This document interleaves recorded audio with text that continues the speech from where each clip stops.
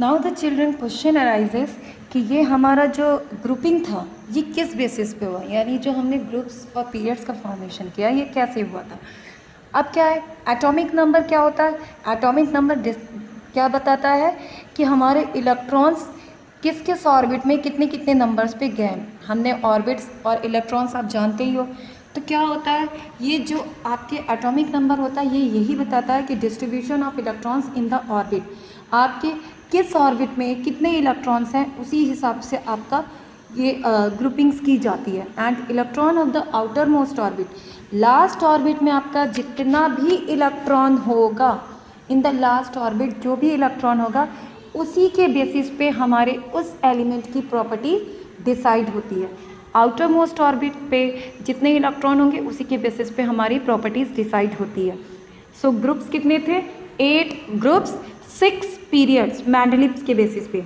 और number of periods किस चीज़ से थे, number of periods is equal to the number of shells in the atoms of the elements belonging to that period. अब ये जो आपका नंबर ऑफ पीरियड्स बताता था, पीरियड्स कौन से, मैंने बताया पीरियड्स आपके हॉरिजॉन्टल, ये क्या बताता था कि आपके उस जो भी एलिमेंट है उसके कितने नंबर ऑफ सेल्स हैं। आपने सेल्स पढ़ा है KLMN, तो आपके उस एलिमेंट के कितने सेल्स हैं उसके बेसिस पे आपका मीन्स एनर्जी लेवल के बेसिस पे हम किस उसमें कितने सेल्स फॉर्मेशन है उसके बेसिस पे हमारे नंबर ऑफ पीरियड्स होते थे। अब बात करते हैं मैंडलीव्स ने कहा क्या क्या था। देखिए मैंडलीव ने एक बात तो कहा था कि किसी भी एलिमेंट की जो प्रॉपर्टी है, property of an element is the periodic function of its atomic mass. उसके एटॉमिक मास के बेसिस पे हम पीरियोडिक टेबल में रखते हैं, तो उसके एटॉमिक मास के ही बेसिस पे उसका पूरा का पूरा प्रॉपर्टी होता है। उन्होंने ग्रुप्स कितने बनाए थे, 8। कितने ग्रुप्स बने थे, 8 ग्रुप्स बने थे। लेकिन उनका एक सबसे बड़ा ड्रॉबैक क्या था कि देखिए कुछ कुछ एलिमेंट्स के आइसोटोप्स होते हैं, ठीक है, लेकिन इन्होंने क्या किया था, आइसोटोप्स के लिए कोई भी जगह इन्होंने नहीं रखी थी। अब यानी अगर किसी भी एलिमेंट का आइसोटोप्स आ जाएगा तो उसके लिए हम कहाँ पे जगह किस जगह पे इसको रखेंगे, ये चीज़ इन्होंने नहीं बताई थी। तो ये इनका सबसे बड़ा ड्रॉबैक था कि नो प्लेस फॉर आइसोटोप्स।